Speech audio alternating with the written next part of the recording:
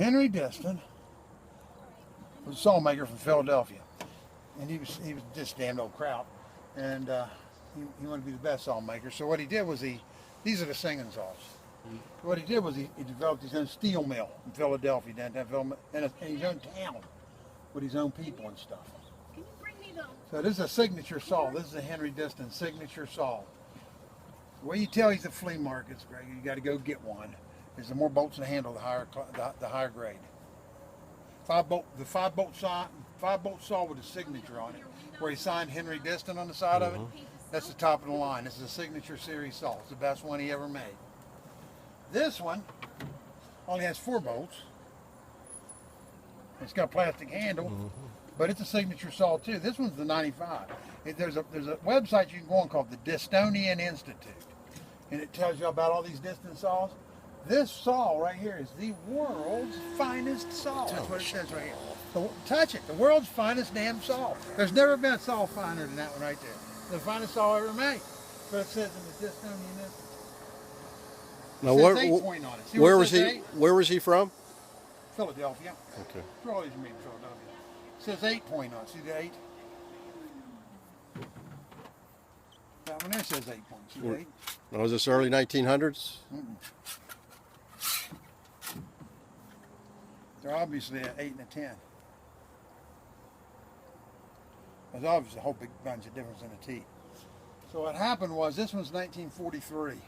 Okay. This one's during World War II. That's why it's only got 4 bolts, and that's why it's got a plastic ass handle, a Bakelite handle, because the wood and all the metal went to the war effort.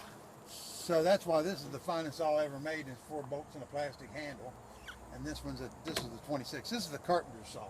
This is the run-of-the-mills carpenter saw, but they have stamped in them KM. And the handle says KM. Same up front. See that? Okay.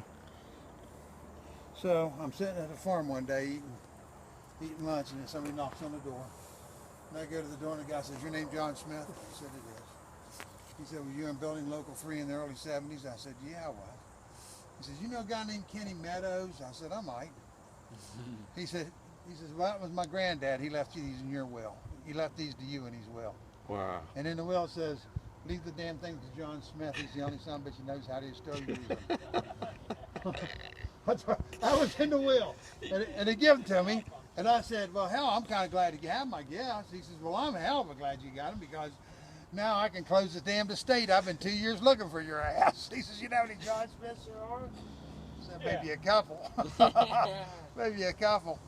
But what he did was, he bought this one when he first started as an apprentice in the 40s, 1940s. It was an 8-point saw, best one you could buy, best one he could afford. And then later, in the 60s, he bought this one. And he had that one retoothed to a 10-point because it was a better blade than this one. So somebody sat down and took all the teeth off of that saw and then retoothed it to 10-point. Can you imagine somebody doing that today?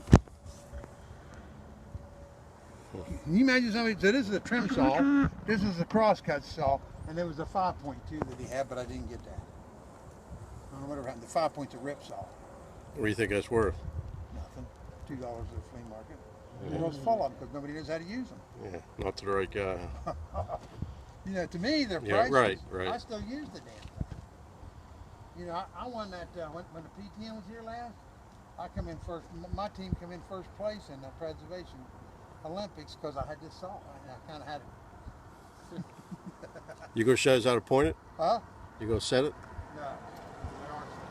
So then this came with it. This was a 3-set deal. This is a saw set. It goes down in here, and it sets a tooth over it. And you go every other one that direction. Every other one that direction.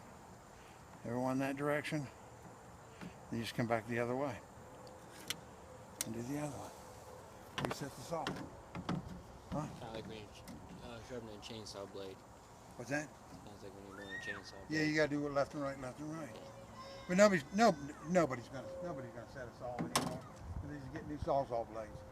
Nobody's gonna use a circular saw and sharpen them blades either, because they're just gonna go buy carbide tip blades. And the carbide tip blades are a boon for the saw manufacturer because they're just ripped through. They don't cut anything. They're flat across the face of them, and they just rip through the damn wood. And so it's harder on the saw. It tears the saw off. If you could get a metal blade like this for your circular saw and just sharpen it every time, circular saw will last 10 times what it does with a carbide blade. Because there's just you can't even feel any resistance. Because you're cutting with sharpness instead of just plowing through the hunk of carbide. Oh well, that's enough of it.